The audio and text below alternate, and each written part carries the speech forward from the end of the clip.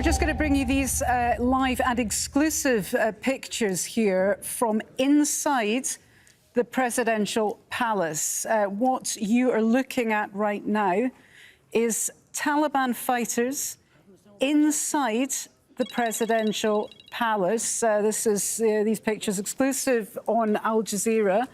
We've been watching them for a few moments now, milling around the lush environs of the presidential palace. We're not sure if they're making an announcement yet, but the camera has been trailing those fighters as they make their way through the halls of the Afghan presidential palace. Wandering up through the building, decked out in its finery. Of course, this after the Afghan president fled the capital. That's them taking their way through the marbled halls of the presidential palace,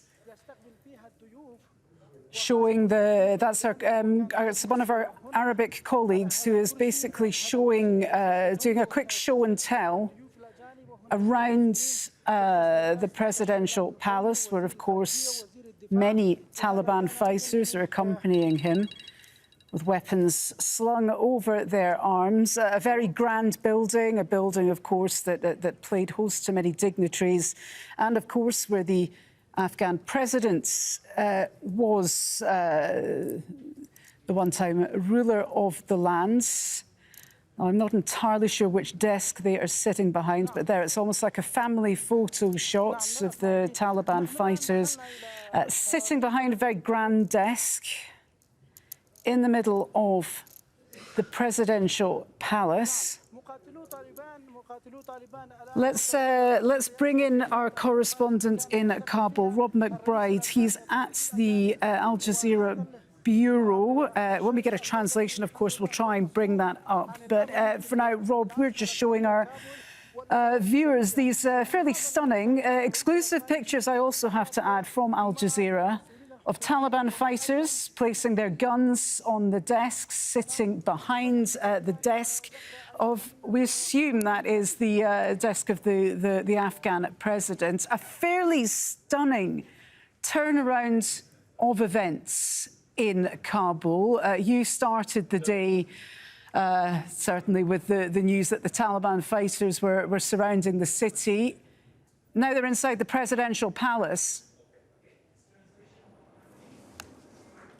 Absolutely. I mean, this has been a remarkable day of fast-changing events, and it continues into this Sunday evening. Yes, we saw earlier on this Sunday evening, in fact, still images of Taliban fighters inside the palace. Now we have moving images. We also have been seeing images of Taliban fighters outside the palace, posing for selfies with their fellow fighters, etc.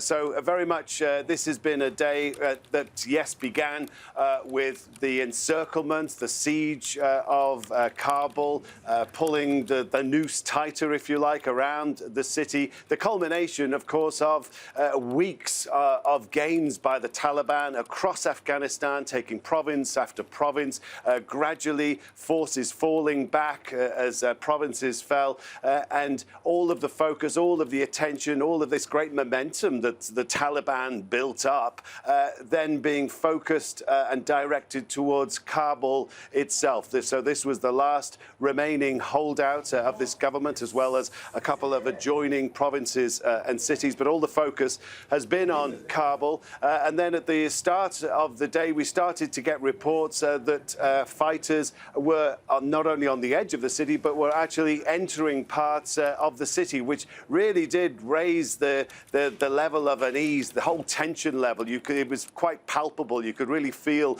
that the presence of the Taliban was very close. And now we have had, despite an order earlier on Sunday that Taliban fighters should not go into the city, they should hold back, as we heard there, they should be restrained. There were reports of looting. We know that as soldiers withdrew, as some of the police officers we know actually simply got rid of their uniforms and put on civilian clothes. There were reports of various acts of looting around the city. We know that one university was broken into.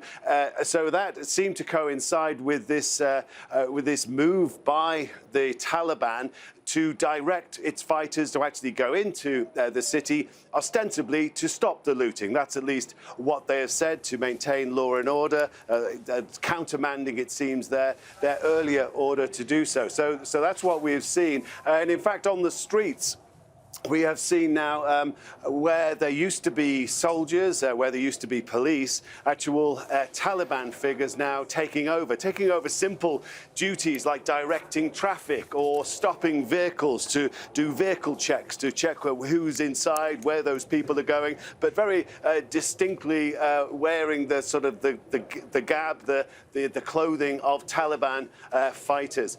Just where we are here in Kabul, just behind me, this is the green zone. This is a heavily fortified area of Kabul. It's blast walls because it's around here that you have government offices and embassies and so on. Normally, you would have lots of army with Humvees mounting very big, very heavy machine guns. They all seem to have disappeared, and instead you have Taliban on the streets basically taking over those guard duties.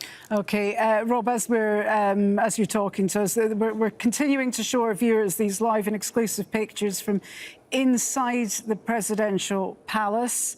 There are phones being passed between the fighters. We're still trying to get a translation for you, but just to get a sense of what's happening. But we are certain now, that's confirmed, the Taliban are inside the presidential palace in Kabul.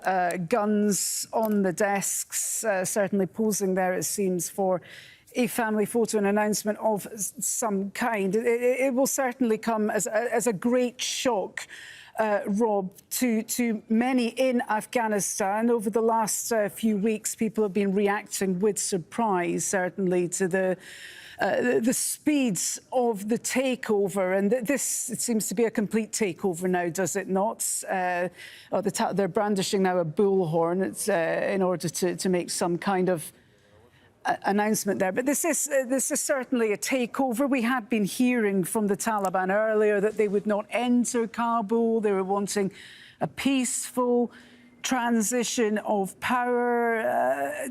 How peaceful is it on the streets of Kabul right now?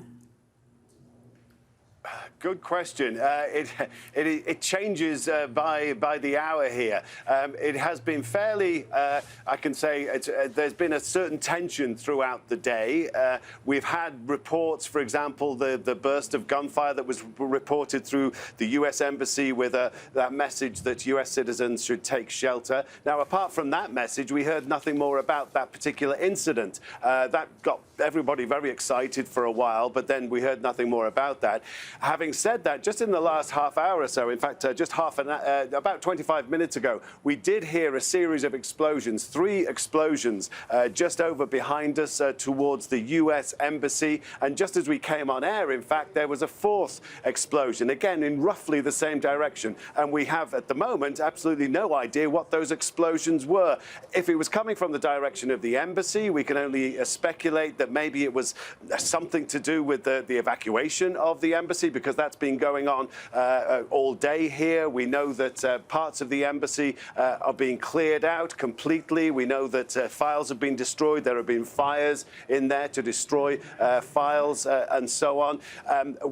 Or it may have been those explosions to do with somebody setting explosives from outside. We have been checking social media as much as we can. One of the problems here is that normally we would get police reports about these things, but of course, in many respects, we don't actually have a police force at the moment. I mean, the very good question here at the moment is who actually is in control of Kabul? With the Taliban ostensibly taking over and trying to establish law and order, it would seem that on the streets, at least, they would be in charge. They are the people who are at the corners of the roundabouts, directing traffic, etc. But there's nobody actually for us to contact to say, what was that explosion? So we are sort of in the dark, so to speak. But there are troubling signs as we get into the nighttime hours here of Sunday into Monday morning. It is slightly uneasy. There are things happening that we don't quite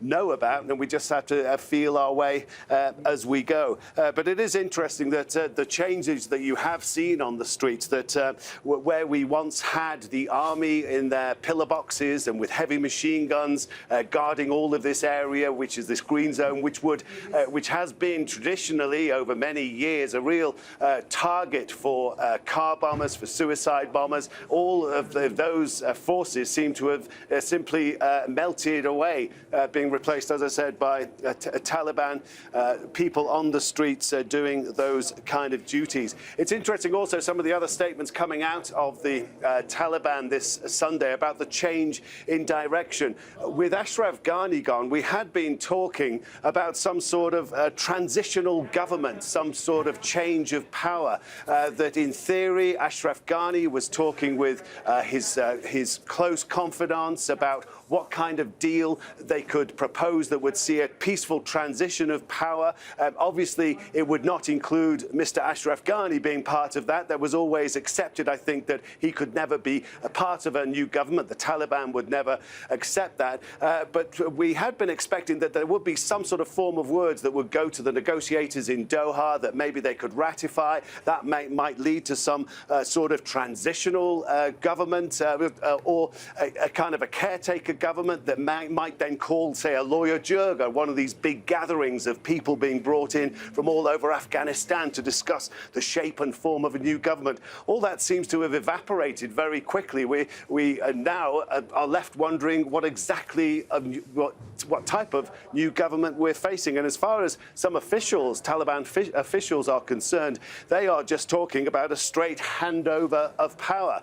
Why do they need to share power with anybody? There doesn't seem, in theory at least, anybody to share power with. So that, it seems to be what they are talking in terms of now, is a straight handover of power. And this evening, at least, we do seem to be seeing that, in reality, a straight physical grabbing of power, if you like, with Taliban fighters wandering around the corridors of the presidential palace. Indeed, it's very hard to talk about power sharing when we see the power being held specifically in the hands of those who are sitting in the presidential palace there. Rob, you've been on this story all day. You've been out on the streets. You've been talking to people.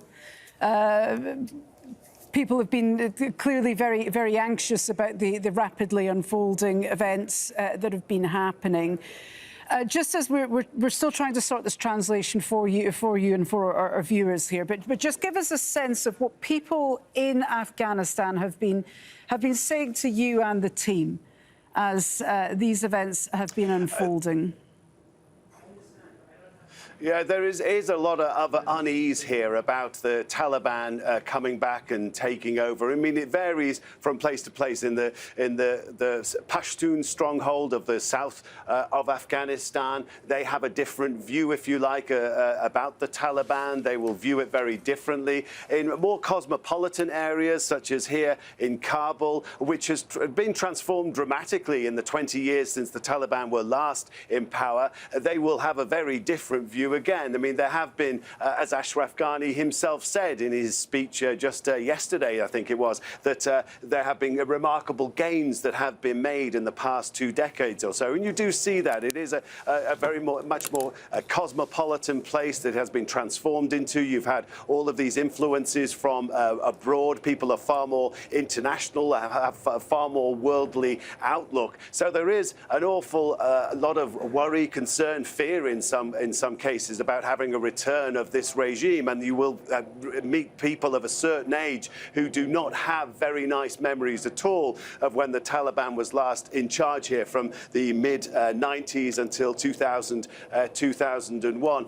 So there are concerns, and yet there is, when we've been talking to people in the last week or so, a gradual acceptance as they've seen the Taliban sweep up these different provinces and gradually work further towards Kabul itself, an acceptance that the Taliban is coming back in some shape or form, and they have been talking to us saying, well, maybe it's okay, we could have some sort of joint government, some power-sharing government. And of course, in the last day or so, all of that has changed, as we just said. I mean, it's sharing with whom? It doesn't look like the Taliban does have to share with anyone. Indeed, but, Rob, let me just... First, very quickly, they do have to change. Just to jump in there, we're getting more information out about these live pictures, which we're still broadcasting to our viewers. For those watching this on television, the chap in the suit, in the Western-style suits, we understand he is a palace official at the Afghan presidential palace.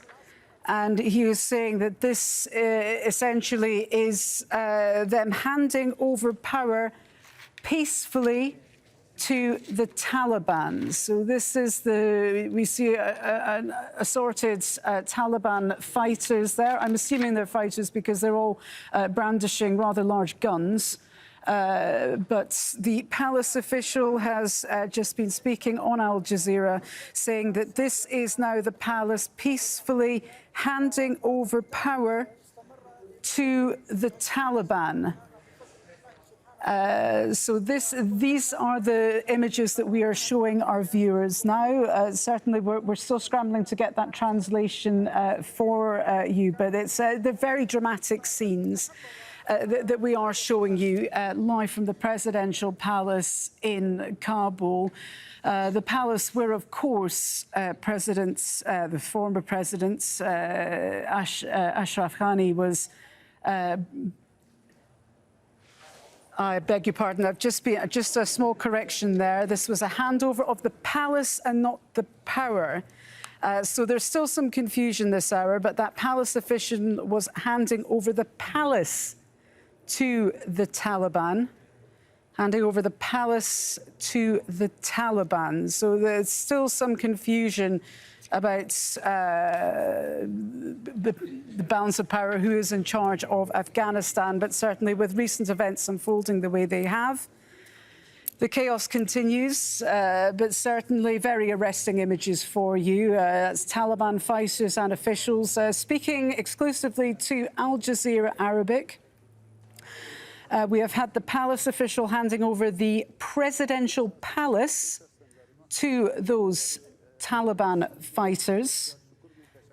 Remember, of course, that I think I'm correct in believing that a few hours earlier we had a recorded statement from Ashraf Ghani, who was reassuring Afghan civilians that they would be safe and Kabul would not fall, presumably recorded inside the walls of that palace where we now have I'm being told we have translation. Let's listen in and hear what's being said inside the presidential palace in Kabul.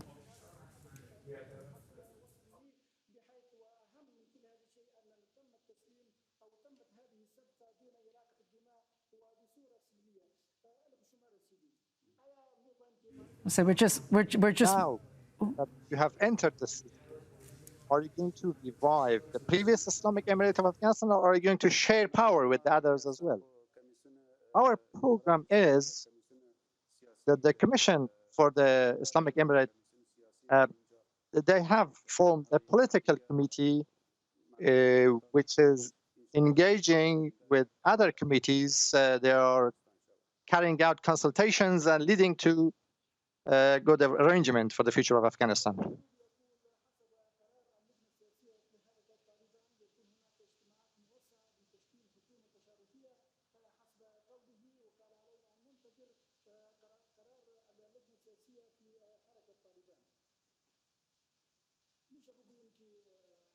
Can you tell us when are your leaders coming to Afghanistan?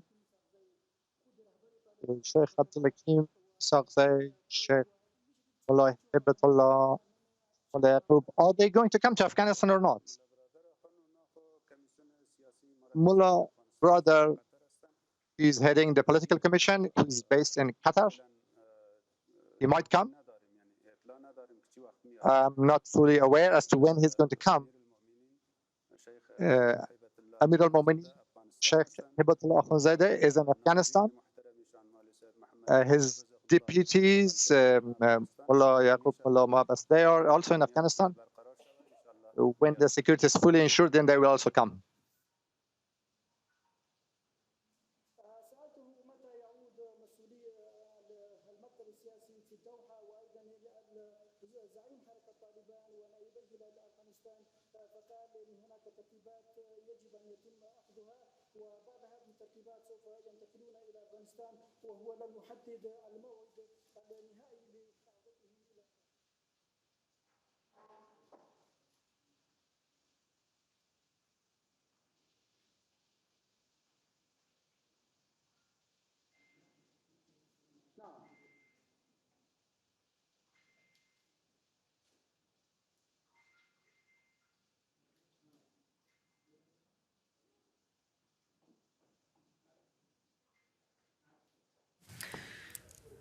Okay, they've just stopped talking for the moment. There's a bit of a delay in between, because we're working with several different languages here.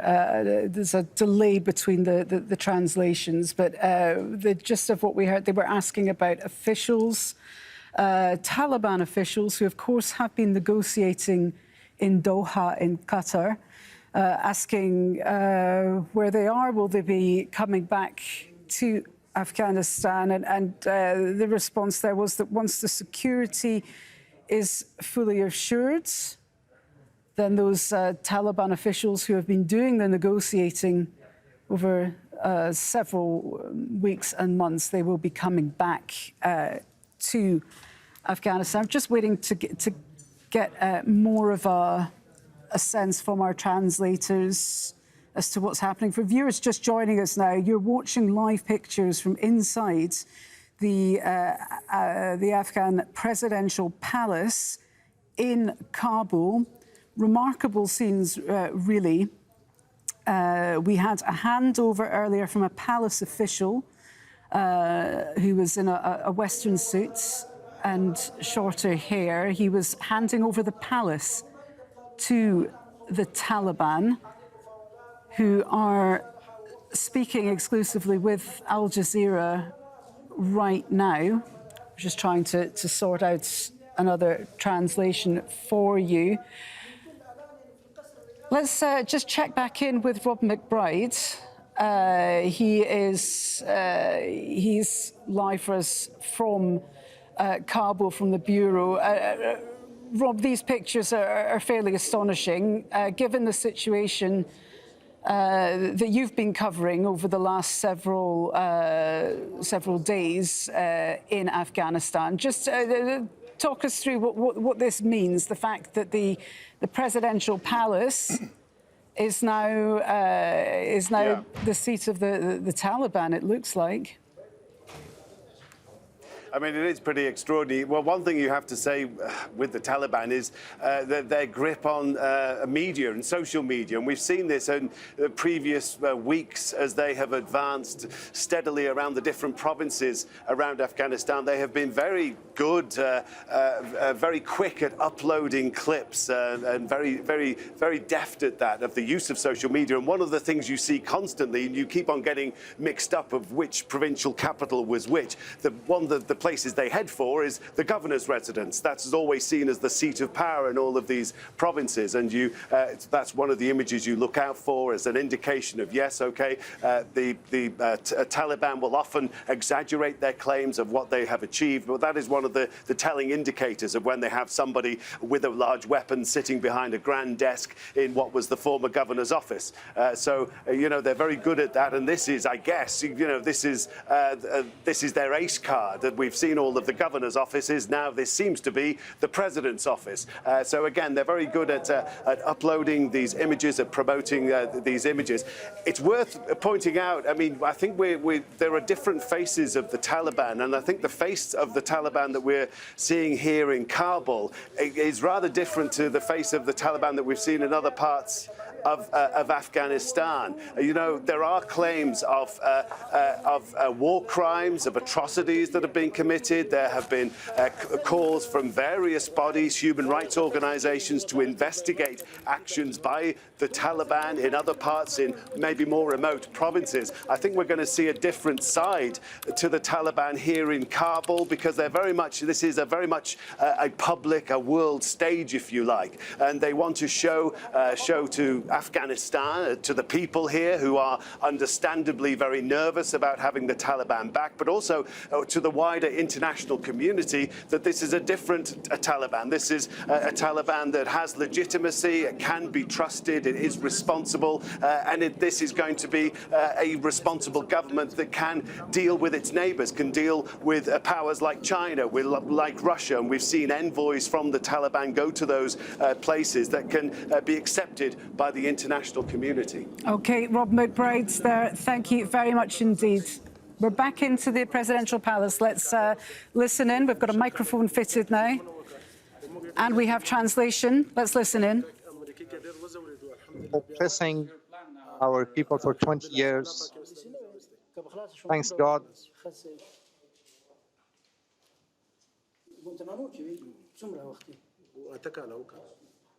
I was in Guantanamo for 8 years.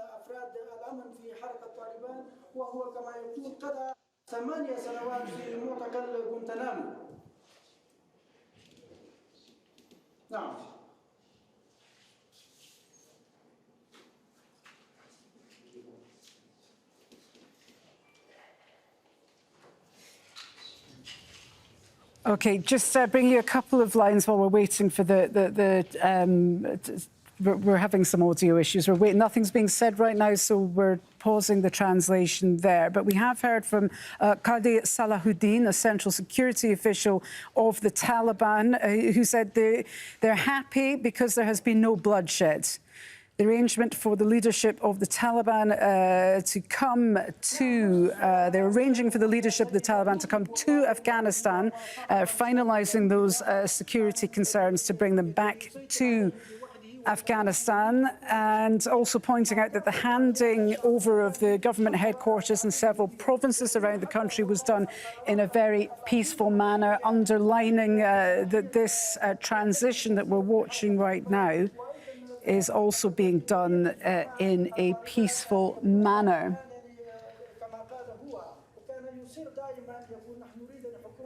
So let's get some reaction to this now. We're joined now on we're going to stay on these pictures, but I'm joined now by Omar Samad. He's the former Afghan ambassador. He was also an advisor to the former to Abdullah, one of the senior officials of the Afghan government. He's speaking to us from Washington, D.C. It's good to have you with us here on the Al Jazeera News Hour. Just watching these pictures that we're broadcasting live from the presidential palace, what do you make of this? Well, it's stunning. It's something that in some ways is historic. After 20 years, the Taliban are back, and as though they had not left, even though these were very long 20 years, a lot of bloodshed. 9/11 took place, and thereafter they were ousted. And there's been a war going on for 20 years. Billions and trillions of dollars were spent. Tens of thousands of people have died. So I think, obviously, it depends on your politics, but it's a bittersweet moment depending on who you are.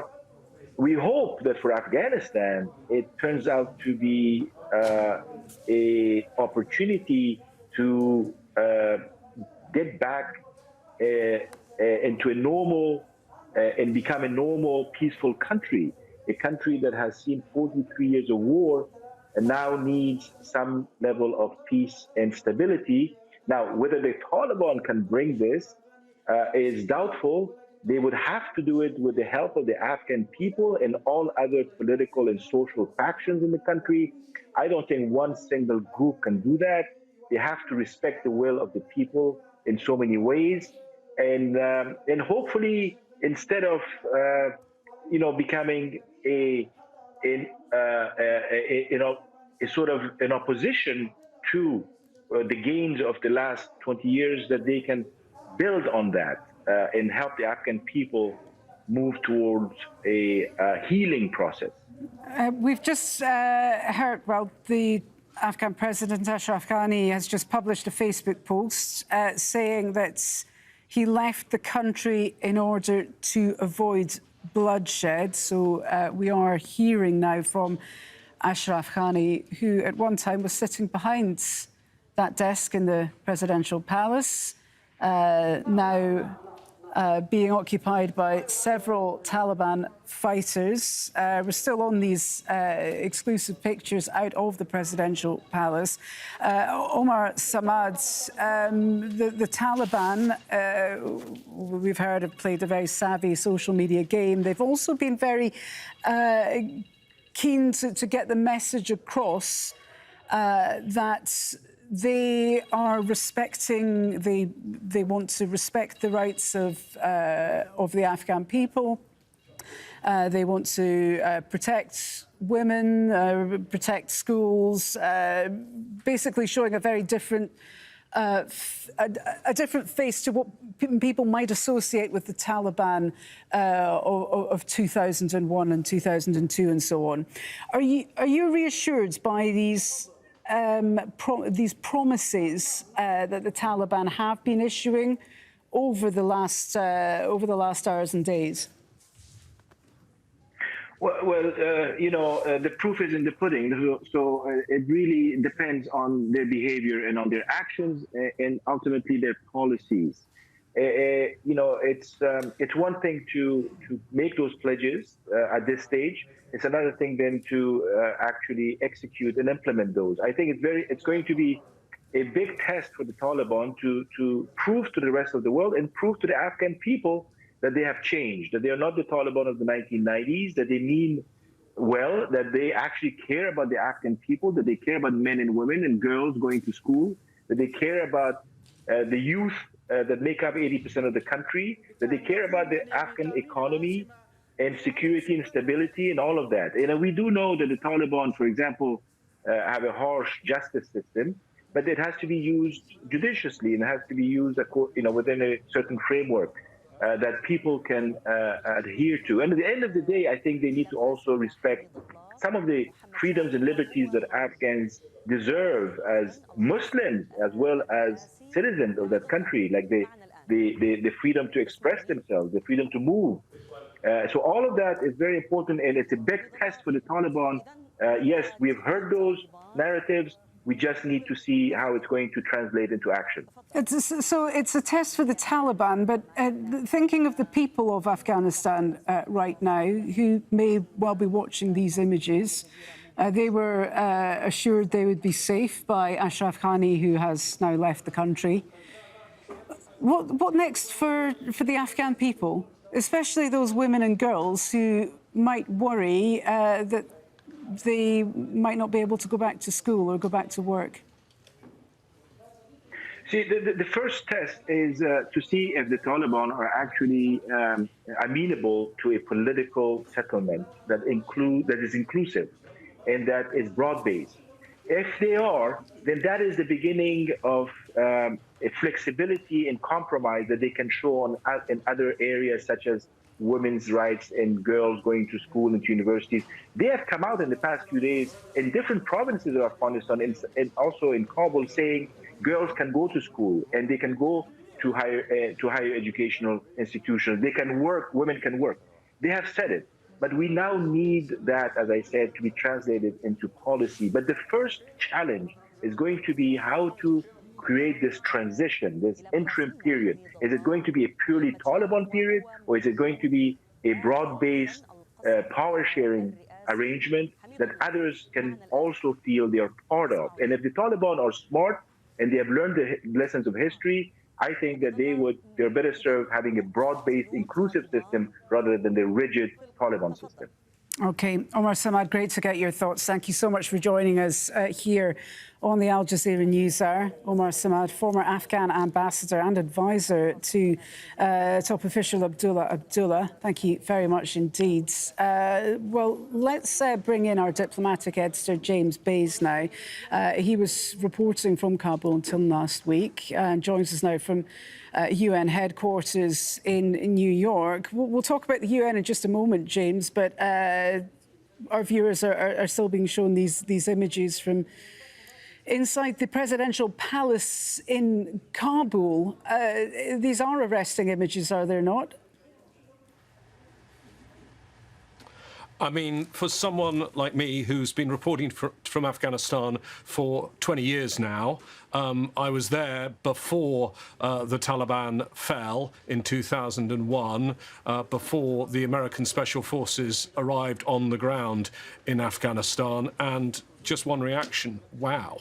I mean, to see the Taliban, and these are actually fighting Taliban, they're not Taliban leadership, these are Taliban fighters, they're in the presidential palace, sitting in the president's desk, some of them lounging elsewhere in the office, in the armchairs where President Ghani used to meet other world leaders and dignitaries. These are amazing scenes. I'm told elsewhere in Kabul, elsewhere outside the presidential palace, they are now flying the Taliban flag. This has happened so fast. As you say, I was in Afghanistan just 8 days ago. I certainly wouldn't have left if I knew things were going to move this fast. And it is really quite amazing after the whole 20-year investment of the West in Afghanistan. Just the US alone spent $144 billion. That's from a US government report in Afghanistan, and for what? There'll be questions asked about the failures here. Forget about whether it was right or wrong to withdraw the US troops. The way it was done, was there a massive intelligence failure? Did the US not predict the Taliban would move so fast? Was there a massive military failure? Because remember, the US military trained the Afghan forces. What did they not understand about that? I think it was the psychological blow of the announcement of the pullout, the fact the Afghan government had made no preparations for the pullout, the fact the US system with the Afghans, effectively the US military were the officers and the Afghans were the soldiers, and when the officers pulled out, the soldiers didn't know what to do. I also think the US was still looking at a map of Afghanistan that was made up of provinces and districts, and of course the Taliban were looking at a tribal map and speaking to all the key tribal players and getting them to change sides. And lastly, what a diplomatic failure. All those talks in Doha, the US strategy in those talks proved, I think, to be not the right strategy at all. They took the Taliban on trust that the Taliban, once they pulled out their forces, would negotiate with the Afghan government, that they'd come up with a unity government. I don't think that President Trump, who started those negotiations, or President Biden were perhaps following the words that we used to hear from Ronald Reagan, that Russian proverb he used to always cite: trust but verify. The diplomatic fallout will be felt far and wide. You had the US Secretary of State Antony Blinken on the American television earlier, claiming that they've accomplished absolutely everything they had to. This was not a failure of any shape or form. It'd be interesting to see if he stands by those remarks, given the scenes that we're broadcasting here on Al Jazeera. Just in terms of where the UN stands on this, James, we understand that the UN Security Council are likely to be meeting to discuss this. It looks like they're going to have an awful lot to talk about, isn't there? Absolutely. The situation is moving so fast. There was a call earlier on for a Security Council meeting. Some council members, I think, have been slightly dragging their feet because they really don't know what's going on, and they're trying to find more information of exactly what the situation is so that they can have a proper discussion of it. The latest information is the Security Council meet in just under 12 hours from now. That'll be an open meeting, so you can guarantee we'll be broadcasting it here on Al Jazeera. And I'm hearing that the representative of the UN UN in Kabul. Deborah Lyons will be briefing, but so will the UN Secretary General because of the gravity of the situation. The latest word on the ground from the UN is that they are not evacuating people at this stage. They are not doing any operations, though. All UN staff confined to their compound means no humanitarian work is going on. They are desperately worried about the security situation, as are many of these diplomatic missions, which are now scrambling to get their personnel out of Afghanistan. Remember, out of the 15 Security Council members, 6 of those countries were actually countries that had, at some point or other, soldiers in Afghanistan. And, of course, some of them, particularly the US and the UK, had very large numbers of soldiers in Afghanistan. We've seen pictures in the last couple of hours. The French ambassador already evacuated. There are reports that the US ambassador is also now left Kabul. We don't have that confirmed at this stage. OK, certainly things are moving very, very fast indeed. James Baisdow, following events live from the United Nations in New York. Thank you very much. You never know, James, you may find yourself on a plane back to Afghanistan at this rate. But thank you very much indeed for bringing us that update from New York. Let's take you back to Kabul. Well, we're still showing our viewers those exclusive pictures from inside the presidential palace, where Al Jazeera has been live inside the palace, where Taliban fighters have been speaking to our colleagues on Al Jazeera Arabic. We have also heard from certainly a palace official who was handing over the palace, control of the palace, to those Taliban fighters. Rob McBride, you've been following developments in Afghanistan, well, in Kabul, really all day. The day started with the stunning footage of diplomats being airlifted out of the US embassy in Kabul. Seems reminiscent of those the last chopper out of Saigon. I just got to stop there. What we're showing you, our viewers now, Rob, is images of the Afghan flag being taken down. That is, Taliban fighters have taken down the flag of Afghanistan inside the presidential palace. That flag has been rolled up and has been placed on a mantelpiece. We're doing a little show and tell from one of our colleagues there. But that's the Afghan flag inside the presidential palace has come down. Staggering stuff, Rob. As I say, the day started with those fairly surprising images, and the day in Kabul appears to be ending with images of a similar shocking and surprising quality.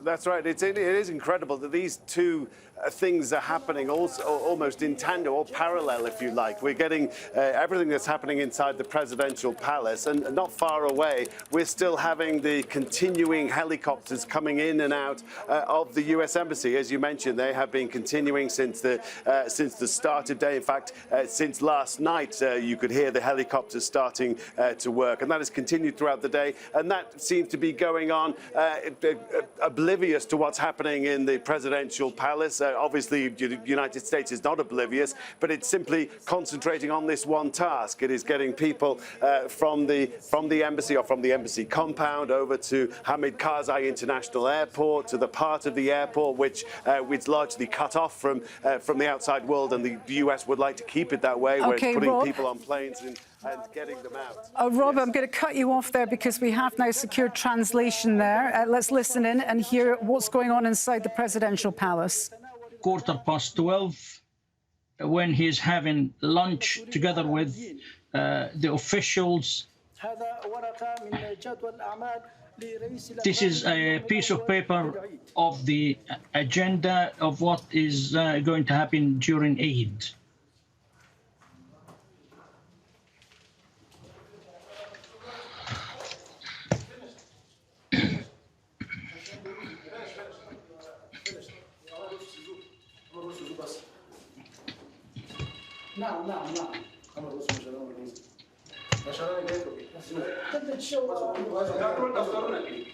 Yes.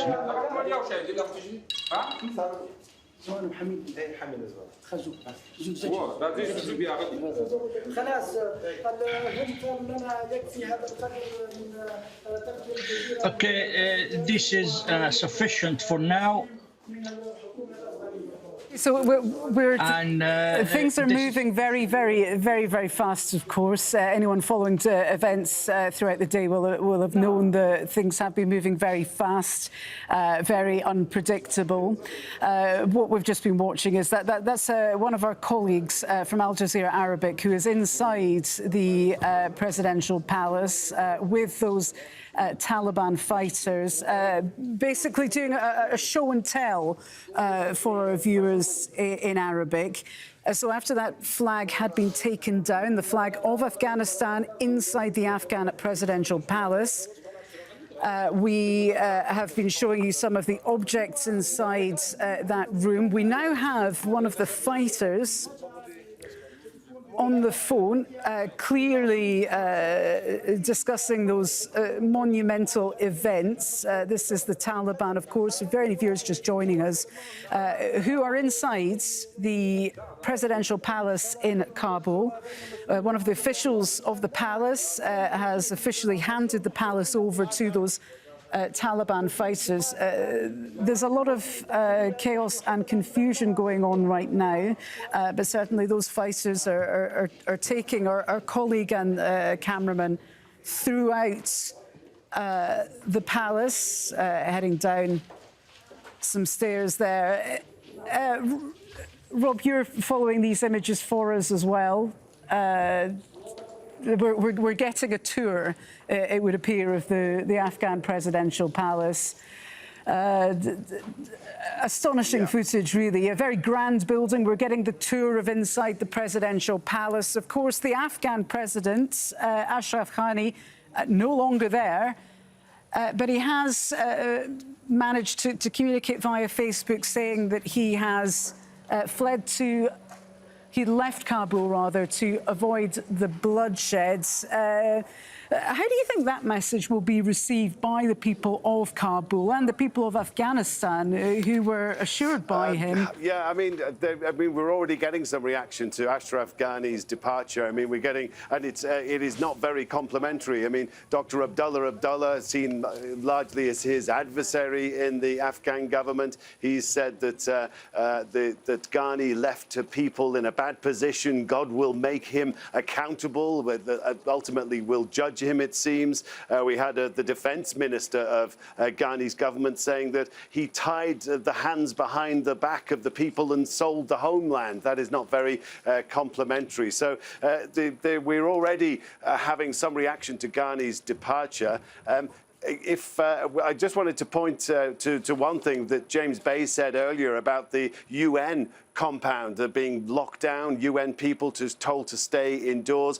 The UN, as we've reported quite a bit over the past week or so, is desperate to try to put into place various humanitarian programs and get out there and do its job, but it can only do that when it has a certain level of stability. Well, you know, that is now on this Taliban administration, whatever it looks like, because it seems as though they have, by hook or by crook, they have inherited power here. That is now on them to achieve. It's up to them to achieve stability. It's also, you know, they also now own this humanitarian problem, which arguably they have helped to contribute to. All the thousands of people who have been pouring into Kabul trying to escape fighting in other parts of the country. So that also comes with taking power. It's not just taking down the flag, it's putting up your own flag and then taking on the responsibilities that go along with that. OK, Rob McBride there with us following that continuing coverage. Thank you very much indeed.